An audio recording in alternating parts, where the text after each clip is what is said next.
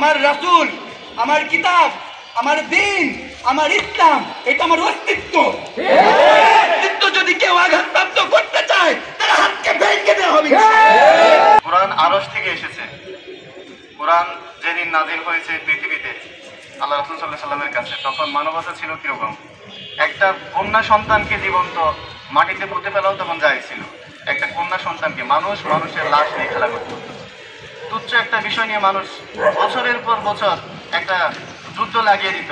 এরকম প্রতিষ্ঠিত করেছিল যেখানে অপরাধীরা এসে আল্লাহ রাসূল সাল্লাল্লাহু আলাইহি ওয়াসাল্লামের কাছে এসে সে অপরাধ স্বীকার করতে এবং শাস্তির জন্য সে মাথা পেতে দিত।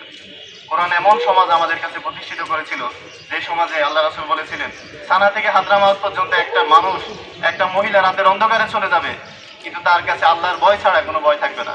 সেই মানবতার কোরআন আরশ থেকে এসেছে। সেই কোরআনের প্রত্যেকটা শব্দমালা পৃথিবীর সর্বশ্রেষ্ঠ শব্দমালা। কোরআনের শব্দমালাগুলোতে যারা আঘাত করবে আমরা মনে করি তারা মানবতার বুকে আঘাত করে নাই। আমরা সরকারের কাছে আহ্বান জানাতে চাই, বাংলাদেশ মেজরিটি মুসলমানের কান্ট্রি, 90% মানুষ এখানে মুসলমান। এদেশের মানুষগুলো আল্লাহু আকবার শুনে ঘুম ভাঙে, এদেশের মানুষগুলো আল্লাহু আকবার ডাক শুনে আবার ঘুমাতে যায়। যে দেশের মানুষগুলো আল্লাহু আকবার ডাক শুনে ঘুম থেকে ওঠে, যে দেশের মানুষগুলো আল্লাহু আকবার ডাক শুনে ঘুমাতে যায়, সে দেশের মানুষকে কোরআন থেকে দূরে রাখার জন্য যত ধরনের চক্রান্তই করা হোক আমরা সেগুলো মেনে নিব না ইনশাআল্লাহ। ফেসবুকে বাংলাদেশের বিভিন্ন শিক্ষা প্রতিষ্ঠানে মত প্রকাশের স্বাধীনতার নামে, নাস্তিকতার নামে, বিভিন্ন নামে এই ধরনের চর্চা বাংলাদেশে বিভিন্ন সময় ধরে করা হয়েছে।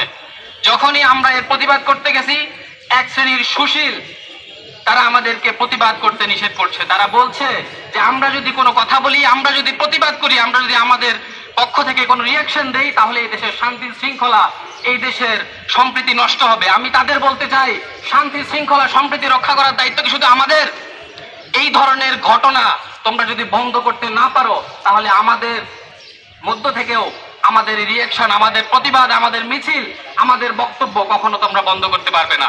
শুধু দেশে নয়, বাংলাদেশের প্রত্যেকটা শিক্ষা প্রতিষ্ঠানে তাদের কোড অফ কন্ডাক্টে এই ব্লাসফেমি আইন যুক্ত করতে হবে। আমরা দেখেছি বিশ্ববিদ্যালয়গুলো থেকে এই ধরনের ঘটনা সবচেয়ে বেশি প্রকাশ হয়।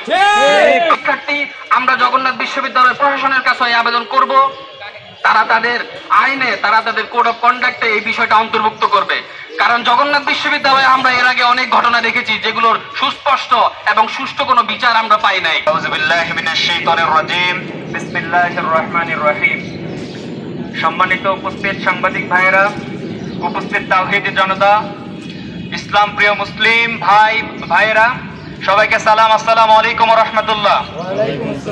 সকলে অবগত আছেন নর্থ সাউথ বিশ্ববিদ্যালয়ে যে কুলাঙ্গার যে কাজটি করেছে, এর বাংলাদেশে 1860 সালের ব্রিটিশদের তৈরি করা আইন অনুযায়ী, দণ্ডবিধি অনুযায়ী 295 এ ধারা অনুযায়ী সর্বোচ্চ শাস্তির কথা বলা হয়েছে মাত্র 2 বছর, আরো অধিক হচ্ছে 3 বছর। এটা আমাদের জন্য লজ্জার।